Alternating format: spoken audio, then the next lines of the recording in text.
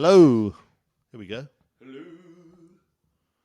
We've had to move around because You will notice we're wearing the same clothes, but we're in a different office. That is because I am a tool. Didn't bring a charger for my laptop, so we're now in the Helm's Deep of Perceptor. This is where the recruitment magic happens. Right there, look at that guy. That's Ian's desk. That's where the magic happens. Can you believe it? Touching his chair. OMG. Right, let's do some sport podcast.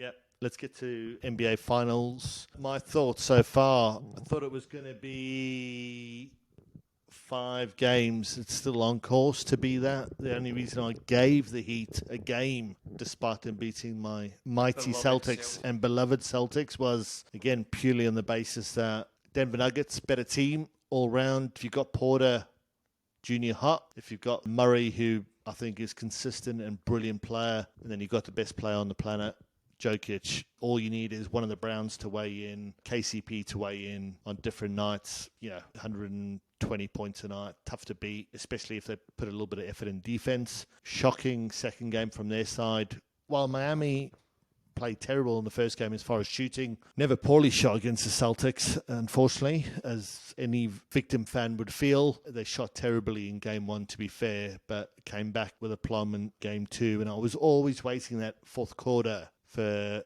the Nuggets just to go, right, we're taking over, no more playing around. But got to give the Miami Heat credit. They don't go away, do they? They don't go away, mate. And the thing is, Jimmy Butler was something like 11 points going to that fourth quarter. He went bananas. Playing, and then he gets 2 threes. He adds, 10 from Duncan. just gets 10, 12 points, Jimmy, and then gets complimented by someone else. And it's like the next thing you're going, they're not going away. And then, when was the last time you've seen a finals? And I include the whole, like from the start to not just the games against the Nuggets, but the whole of finals. When have you seen a guy have such a good final series as Jimmy's having right now? When's the last time you saw that? Do you have to go back as far as Jordan? No, I mean, look, LeBron done it in 2016. LeBron's done it. Curry's done it. There's been a few. As good as what Jimmy's doing right now. Well, I think, Carrying a team on his back. Yeah, I mean, and a bang average team at best. Yeah, and it is an average team. Does that make him or his efforts shine a bit brighter? Potentially.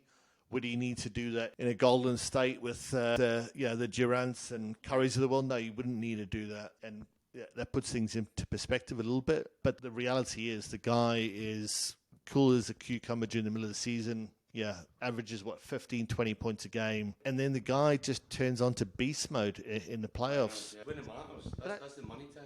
I just wonder, when he has a bad game. And I said, no, this will be a different year for the fellas. You said, no, there's no way James Harden, he never turns up in the finals. And then first game, 46 points, beat the Celtics. And I was like, I'm going to be right for a change. But you were right. He melted as he always does. And James Harden is a guy that averages 30 in the season and then melts in the final when the pressure's on. You can see it already now. Embiid has done the same thing over the last 5 years. MVP this year, melted in the finals. The money time, the clutch, as Americans call it, is the finals, right? It doesn't matter what you've done in the season, it's what you do in the finals. And Jimmy is having an all-time. And I thought myself with the answer when I said, when was the last time you've seen a guy do this? It was Kawhi Leonard for the Raptors in 2019. Yeah. Basically, single-handedly took them to the... Unbelievable. Yeah, great pick. And one of the best single performances I've ever seen was Jimmy Butler in the bubble, score 40-odd against the Lakers in the finals. Did they win or lose that game? I'm not sure. But the guy just honestly put the team on his back. And he's a freak. I would say the Heat and then were a better squad in 2020. Yeah. Totally agree. Yeah, than they are right now. Yeah, 100%. I mean... But they look stronger now, which is weird to say anything because I get it wrong. I actually wouldn't mind whoever wins it, because actually 2 teams don't care. And I think it's nice if the Nuggets get one. You love the Nuggets. It'd be nice if they get one, first ever. And like I said, the romance of Jimmy on his back, bringing them in, it'd be amazing as well. So either way, I don't care. But I had to do a shoey because I said it before now, Nuggets. I could not see the Heat winning a game. Now at 2-1, I just don't know if I'm honest, because they don't go away. The Heat are so good. Right? Even today, I thought 15 down, they'll just quit. No, they brought it back to 6 or 7, and even in the last 2 minutes, it was still like 9. And I said, they're not out of this. You don't say that against the Nuggets when you're 9. Like your Nuggets are 9 up with a minute and a half to play. Yeah. You would say game over, but it's the Heat. You just don't know. And that comes from brilliant culture. You've seen great coaching as well. I mean, he started in the video room back in the day. We've all watched a few videos in a quiet room by ourselves. lads, haven't we? Ladies, Yeah. we're not sexist. Maybe not come out as happy as Eric Spoelstra would have. Anyway, he learns his trade. Shot more than threes. Yeah, exactly. Shot a lot more than threes, baby. But the guy's fundamentally learned the game from the ground up, studied the game from the videos versus the player and being the NBA player. For me, the best coach in the NBA. The way they've built it, I mean, honestly, mate, that he wins 2 games a series on his own. He just changes things up.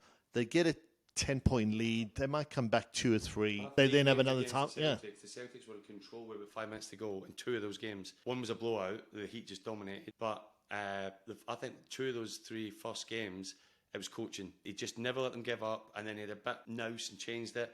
And the other guy, we've discussed this, but the other guy was just sitting there, greenhorn, no experience, didn't know what to change up. And like I said, one of the funniest things, not funny necessarily, but the fact that the Celtic had a timeout and didn't even use it, like the guy didn't even know to use it, showed his inexperience. And Spoelstra just dominating as a man-to-man coach. It was an idea like don't bail the players out as far as Celtic side. You got to learn from it, but at the end of the day, don't learn from it, win the game, right? The whole idea is Spoelstra will put a plan of action in, whether it's zone defense or pressuring the ball or whatever it might be. He'll then get a few points ahead, or he'll then capitalize on defense, whatever it might be, just to get a nudge ahead in a certain point of the game. Timeout, let's regroup, especially if, again, that plan then becomes ineffective, if the opposition adjusts. So he plays almost 2-3 minute segments in a game, analyzes it. Calm and influence. Like you see some of the coaches and they're going bananas and they're chucking the boards away and blah, blah, blah. He's just such a calm and influence everyone, keeps them calm, and he just gets the results, doesn't he? Yeah, well, I mean, 4 undrafted players in their rotation, so unbelievable the way they play. You said 5 games. 5 games, yeah. I'm already out. Yeah. I'm going to change my pick now. Yeah. I'm actually going to take the Heat in 7. In 7. Yeah. I'm going to take the Heat to win it, and how good would the 7th game be? It'd be unbelievable, yeah, because I was especially... I've got everything wrong this whole podcast, so I'm deliberately trying to pick something shocking, hoping that'll jinx it or something. But now I'm going to take the Heat. I'm now rooting for the Heat, and like the Nuggets as you do. They're kind of everyone's up and coming team. They're harmless. They've got some great players. It'd be cool for the city. It'd be cool for them. But I think they'll be back next year. They're going to be dominating the West for a while. I think the Nugs. I think the Heat could definitely disappear because the East is so strong. I mean, they came in at 9 or 10 this year. Over 20. Once in a lifetime chance for them. I know what you're saying, and the reflection on the Heat, but remember the Heat have been knocking around pre and post LeBron for the last 20 years. Yeah, the most successful team that's in the last 4 years in the finals. So I'm probably giving them a disservice by saying they might not come back. They probably can come back. We just talked about how great the coach is. They've got Jimmy. But I just think this would be an this is up there with the Mavs winning it in 2011, beating that dream team Heat, right? This would be an insanely impressive win if the Heat get it. And like I said, I have got nothing right.